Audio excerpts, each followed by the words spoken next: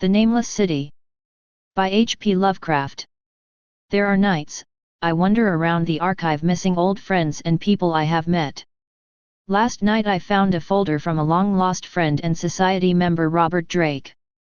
About 10 years ago he had decided to venture to the Arabian desert, after the Nameless City. His journeys started in the Sahara Desert, where satellite images reveal intriguing and mysterious structures hidden under the sand. He was a firm believer that Lovecraft had hidden knowledge, and that his story The Nameless City. Robert has never returned. As like the stories, books, and artifacts contained in the archive. Once you join the society, members become artifacts themselves. Among the papers I found were a few copies of old maps and copy of the story The Nameless City, which I present here for you. When I drew nigh the Nameless City I knew it was accursed. I was traveling in a parched and terrible valley under the moon, and afar I saw it protruding uncannily above the sands as parts of a corpse may protrude from an ill-made grave.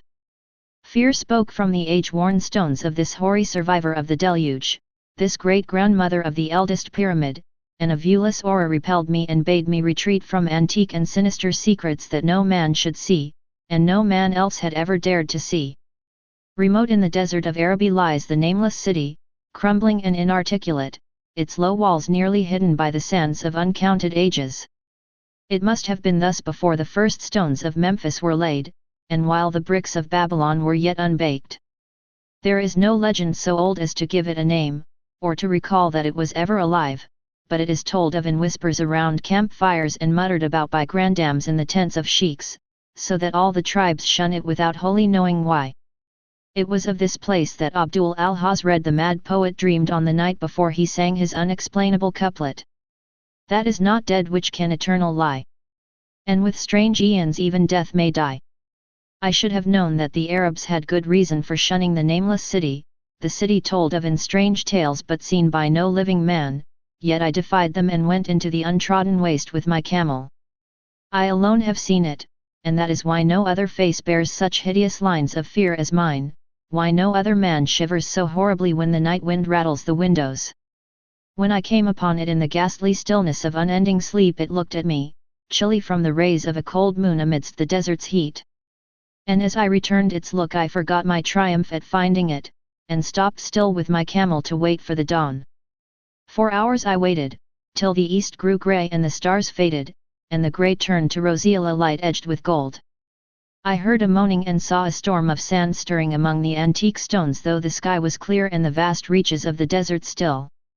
Then suddenly above the desert's far rim came the blazing edge of the sun, seen through the tiny sandstorm which was passing away, and in my fevered state I fancied that from some remote depth there came a crash of musical metal to hail the fiery disk as Memnon hails it from the banks of the Nile. My ears rang and my imagination seethed as I led my camel slowly across the sand to that unvocal stone place, that place too old for Egypt and Meroe to remember, that place which I alone of living men had seen. In and out amongst the shapeless foundations of houses and palaces I wandered, finding never a carving or inscription to tell of those men, if men they were, who built the city and dwelt therein so long ago. The antiquity of the spot was unwholesome, and I longed to encounter some sign or device to prove that the city was indeed fashioned by mankind. There were certain proportions and dimensions in the ruins which I did not like. I had with me many tools, and dug much within the walls of the obliterated edifices, but progress was slow, and nothing significant was revealed. When night and the moon returned I felt a chill wind which brought new fear, so that I did not dare to remain in the city. And as I went outside the antique walls to sleep, a small sighing sandstorm gathered behind me, blowing over the grey stones though the moon was bright and most of the desert still. I awaked just at dawn from a pageant of horrible dreams, my ears ringing as from some metallic peal. I saw the sun peering redly through the last gusts of a little sandstorm that hovered over the Nameless City, and marked the quietness of the rest of the landscape. Once more I ventured within those brooding ruins that swelled beneath the sand like an ogre under a coverlet, and again dug vainly for relics of the forgotten race. At noon I rested, and in the afternoon I spent much time tracing the walls, and the bygone streets, and the outlines of the nearly vanished buildings.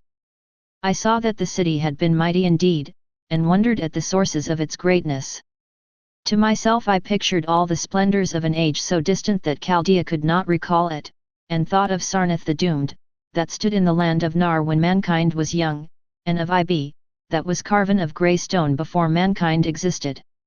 All at once I came upon a place where the bedrock rose stark through the sand and formed a low cliff, and here I saw with joy what seemed to promise further traces of the antediluvian people. Hewn rudely on the face of the cliff were the unmistakable facades of several small, squat rock houses or temples, whose interiors might preserve many secrets of ages too remote for calculation, though sandstorms had long since effaced any carvings which may have been outside. Very low and sand-choked were all of the dark apertures near me, but I cleared one with my spade and crawled through it, carrying a torch to reveal whatever mysteries it might hold. When I was inside I saw that the cavern was indeed a temple, and beheld plain signs of the race that had lived and worshipped before the desert was a desert. Primitive altars, pillars, and niches, all curiously low, were not absent, and though I saw no sculptures nor frescoes, there were many singular stones clearly shaped into symbols by artificial means.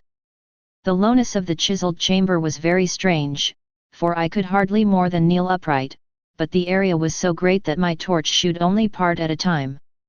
I shuddered oddly in some of the far corners, for certain altars and stones suggested forgotten rites of terrible, revolting, and inexplicable nature, and made me wonder what manner of men could have made and frequented such a temple. When I had seen all that the place contained, I crawled out again, avid to find what the other temples might yield. Night had now approached, yet the tangible things I had seen made curiosity stronger than fear, so that I did not flee from the long moon-cast shadows that had daunted me when first I saw the nameless city.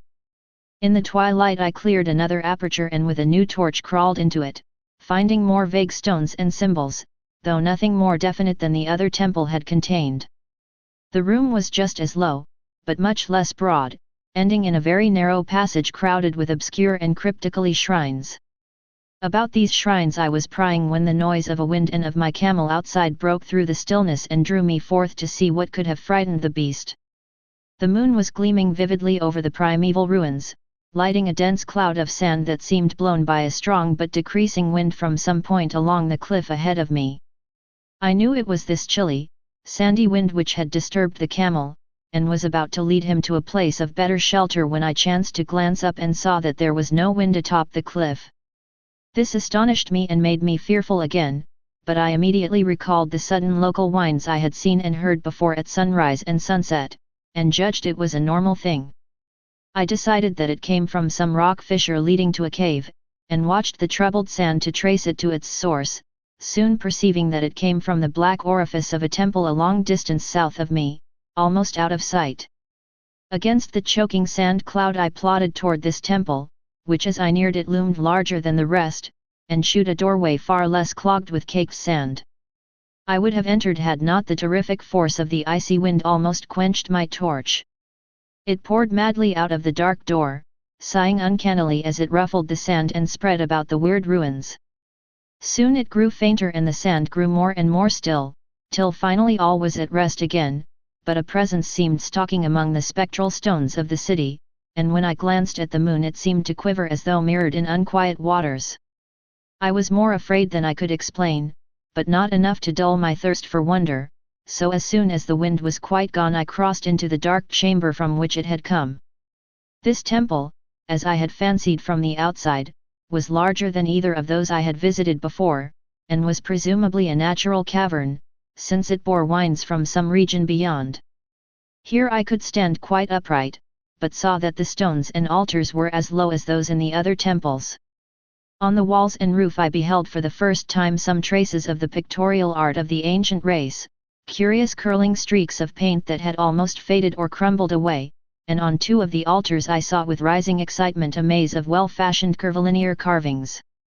As I held my torch aloft it seemed to me that the shape of the roof was too regular to be natural, and I wondered what the prehistoric cutters of stone had first worked upon. Their engineering skill must have been vast. Then a brighter flare of the fantastic flame shewed me that for which I had been seeking, the opening to those remoter abysses whence the sudden wind had blown, and I grew faint when I saw that it was a small and plainly artificial door chiseled in the solid rock. I thrust my torch within, beholding a black tunnel with the roof arching low over a rough flight of very small, numerous, and steeply descending steps. I shall always see those steps in my dreams, for I came to learn what they meant. At the time I hardly knew whether to call them steps or mere footholds in a precipitous descent. My mind was whirling with mad thoughts, and the words and warnings of Arab prophets seemed to float across the desert from the lands that men know to the nameless city that men dare not know. Yet I hesitated only a moment before advancing through the portal and commencing to climb cautiously down the steep passage, feet first, as though on a ladder. It is only in the terrible phantasms of drugs or delirium that any other man can have had such a descent as mine. The narrow passage led infinitely down like some hideous haunted well, and the torch I held above my head could not light the unknown depths toward which I was crawling. I lost track of the hours and forgot to consult my watch, though I was frightened when I thought of the distance I must be traversing. There were changes of direction and of steepness, and once I came to a long, low, level passage where I had to wriggle feet first along the rocky floor, holding my torch at arm's length beyond my head. The place was not high enough for kneeling. After that were more of the steep steps, and I was still scrambling down interminably when my failing torch died out. I do not think I noticed it at the time, for when I did notice it I was still holding it high above me as if it were ablaze. I was quite unbalanced with that instinct for the strange and the unknown which has made me a wanderer upon earth and a haunter of far, ancient, and forbidden places. In the darkness there flashed before my mind fragments of my cherished treasury of demoniac lore, sentences from Al-Hazred the Mad Arab, paragraphs from the apocryphal nightmares of Damascus, and infamous lines from the delirious image du monde of Gautier de Metz. I repeated queer extracts, and muttered of Afrasiab and the demons that floated with him down the Oxus, later chanting over and over again a phrase from one of Lord Dunsany's tales, the unreverberate blackness of the abyss. Once when the descent grew amazingly steep I recited something in sing-song from Thomas More until I feared to recite more. A reservoir of darkness, black, as witches' cauldrons are, when filled with moon drugs in the eclipse distilled. Leaning to look if foot might pass down through that chasm, I saw, beneath, as far as vision could explore, the jetty sides as smooth as glass, looking as if just varnished o'er with that dark pitch the sea of death throws out upon its slimy shore. Time had quite ceased to exist when my feet again felt a level floor, and I found myself in a place slightly higher than the rooms in the two smaller temples now so incalculably far above my head. I could not quite stand, but could kneel upright, and in the dark I shuffled and crept hither and thither at random. I soon knew that I was in a narrow passage whose walls were lined with cases of wood having glass fronts. As in that Paleozoic and abysmal place I felt of such things as polished wood and glass I shuddered at the possible implications. The cases were apparently ranged along each side of the passage at regular intervals, and were oblong and horizontal, hideously like coffins in shape and size. When I tried to move 2 or 3 for further examination, I found they were firmly fastened. I saw that the passage was a long one, so floundered ahead rapidly in a creeping run that would have seemed horrible had any eye watched me in the blackness, crossing from side to side occasionally to feel of my surroundings and be sure the walls and rows of cases still stretched on. Man is so used to thinking visually that I almost forgot the darkness and pictured the endless corridor of wood and glass in its low-studded monotony as though I saw it. And then in a moment of indescribable emotion I did see it. Just when my fancy merged into real sight I cannot tell, but there came a gradual glow ahead, and all at once I knew that I saw the dim outlines of the corridor and the cases, revealed by some unknown subterranean phosphorescence. For a little while all was exactly as I had imagined it, since the glow was very faint, but as I mechanically kept on stumbling ahead into the stronger light I realized that my fancy had been but feeble. This hall was no relic of crudity like the temples in the city above, but a monument of the most magnificent and exotic art. Rich, vivid, and daringly fantastic designs and pictures formed a continuous scheme of mural painting whose lines and colors were beyond description. The cases were of a strange golden wood, with fronts of exquisite glass, and contained the mummified forms of creatures outreaching in grotesqueness the most chaotic dreams of man. To convey any idea of these monstrosities is impossible. They were of the reptile kind, with body lines suggesting sometimes the crocodile, sometimes the seal, but more often nothing of which either the naturalist or the paleontologists ever heard. In size they approximated a small man, and their forelegs bore delicate and evidently flexible feet curiously like human hands and fingers. But strangest of all were their heads, which presented a contour violating all known biological principles. To nothing can such things be well compared. In one flash I thought of comparisons as varied as the cat, the bulldog, the mythic satyr, and the human being. Not Jove himself had so colossal and protuberant a forehead, yet the horns and the noseless and the alligator-like jaw placed the things outside all established categories. I debated for a time on the reality of the mummies, half suspecting they were artificial idols, but soon decided they were indeed some Paleogene species which had lived when the Nameless city was alive. To crown their grotesqueness, most of them were gorgeously enrobed in the costliest of fabrics, and lavishly laden with ornaments of gold, jewels, and unknown shining metals. The importance of these crawling creatures must have been vast, for they held first place among the wild designs on the frescoed walls and ceiling. With matchless skill had the artist drawn them in a world of their own, wherein they had cities and gardens fashioned to suit their dimensions, and I could not but think that their pictured history was allegorical, perhaps shewing the progress of the race that worshipped them. These creatures, I said to myself, were to the men of the Nameless city what the she-wolf was to Rome, or some totem beast is to a tribe of Indians.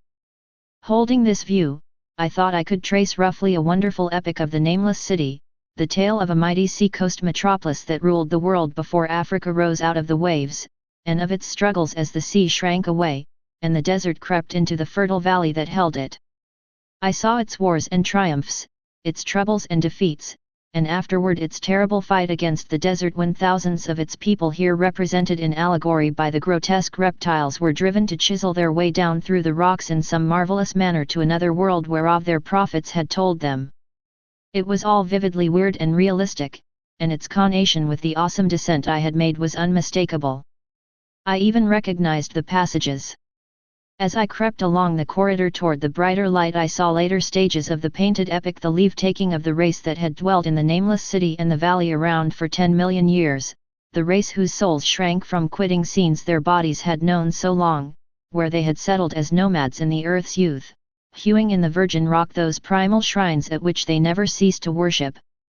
Now that the light was better, I studied the pictures more closely, and, remembering that the strange reptiles must represent the unknown men, pondered upon the customs of the Nameless city. Many things were peculiar and inexplicable. The civilization, which included a written alphabet, had seemingly risen to a higher order than those immeasurably later civilizations of Egypt and Chaldea, yet there were curious omissions. I could, for example, find no pictures to represent deaths or funeral customs, save such as were related to wars, violence, and plagues, and I wondered at the reticence shown concerning natural death. It was as though an ideal of earthly immortality had been fostered as a cheering illusion. Still near the end of the passage were painted scenes of the utmost picturesqueness and extravagance, contrasted views of the Nameless city in its desertion and growing ruin, and of the strange new realm or paradise to which the race had hewed its way through the stone.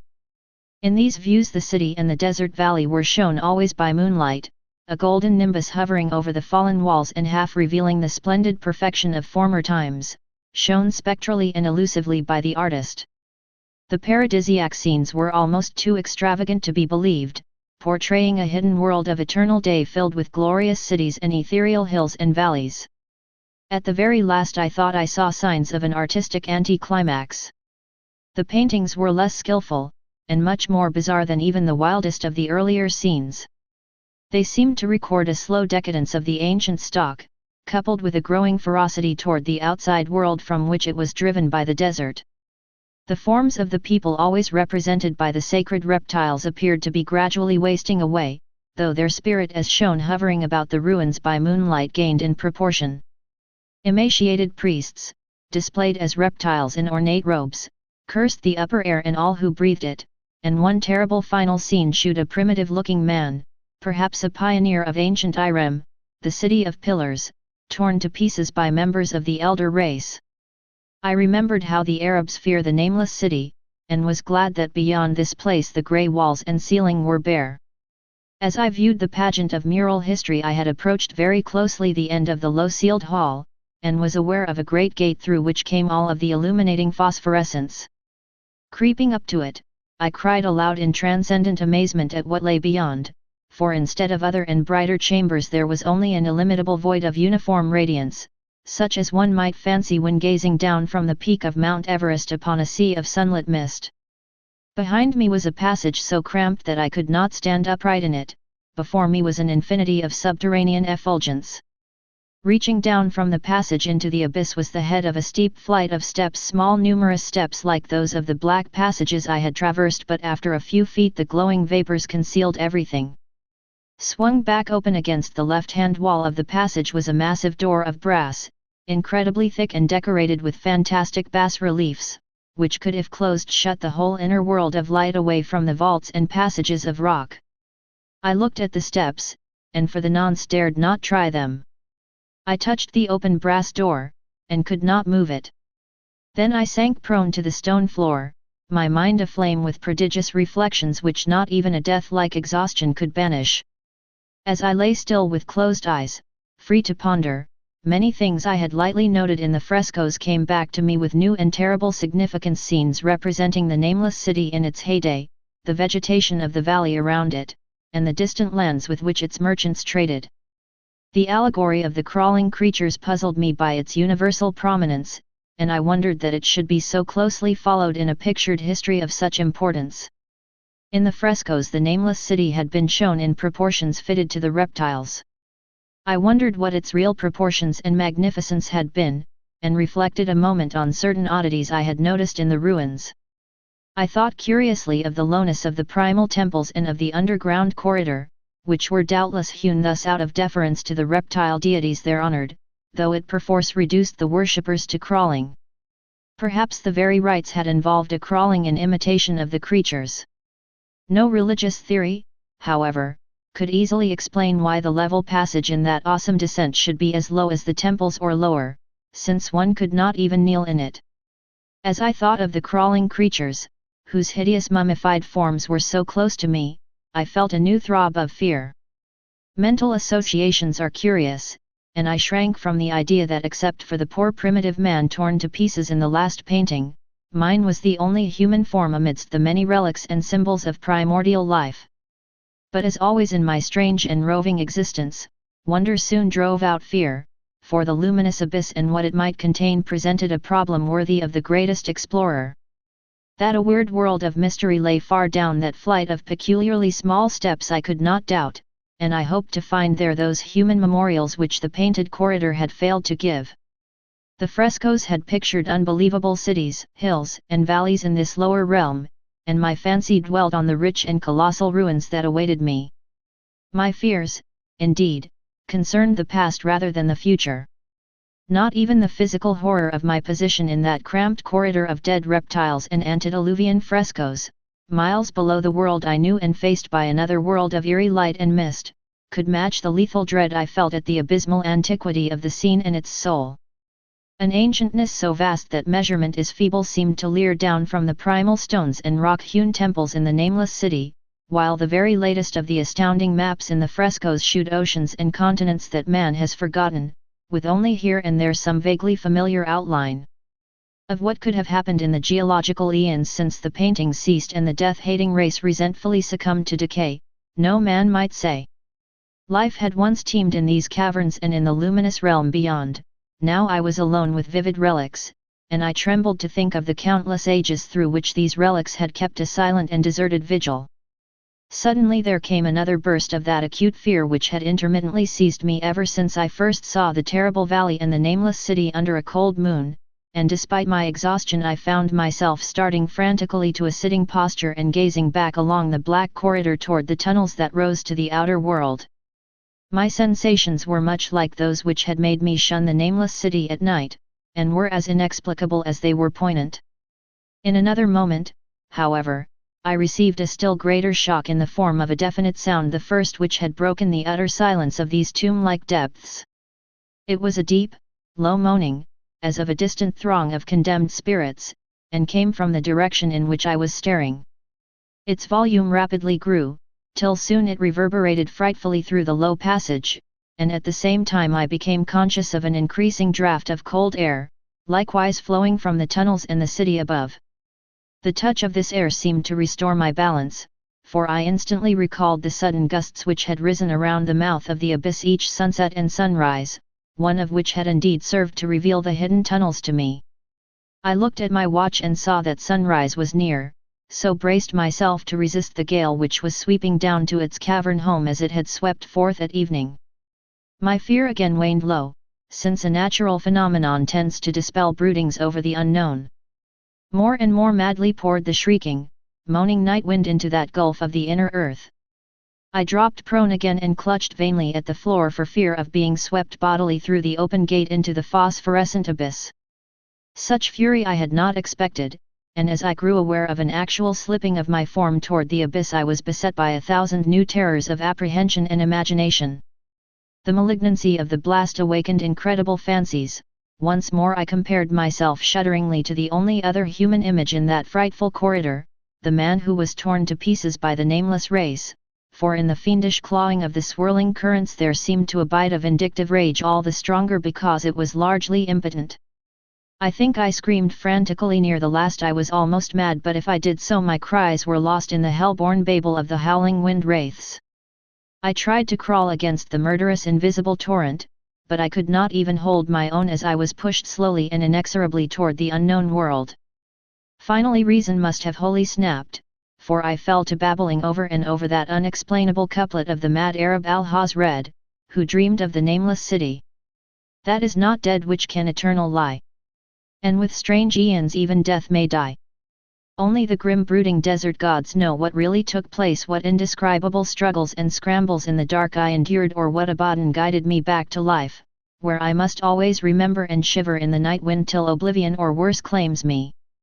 Monstrous, unnatural, colossal, was the thing too far beyond all the ideas of man to be believed except in the silent damnable small hours when one cannot sleep. I have said that the fury of the rushing blast was infernal cacodemoniacal and that its voices were hideous with the pent-up viciousness of desolate eternities. Presently those voices, while still chaotic before me, seemed to my beating brain to take articulate form behind me, and down there in the grave of unnumbered eon-dead antiquities, leagues below the dawn-lit world of men, I heard the ghastly cursing and snarling of strange-tongued fiends. Turning, I saw outlined against the luminous ether of the abyss what could not be seen against the dusk of the corridor, a nightmare horde of rushing devils, hate-distorted, grotesquely panoplied, half-transparent, devils of a race no man might mistake the crawling reptiles of the nameless city. And as the wind died away I was plunged into the ghoul-peopled blackness of earth's bowels, for behind the last of the creatures the great brazen door clanged shut with a deafening peal of metallic music whose reverberations swelled out to the distant world to hail the rising sun as Memnon hails it from the banks of the Nile.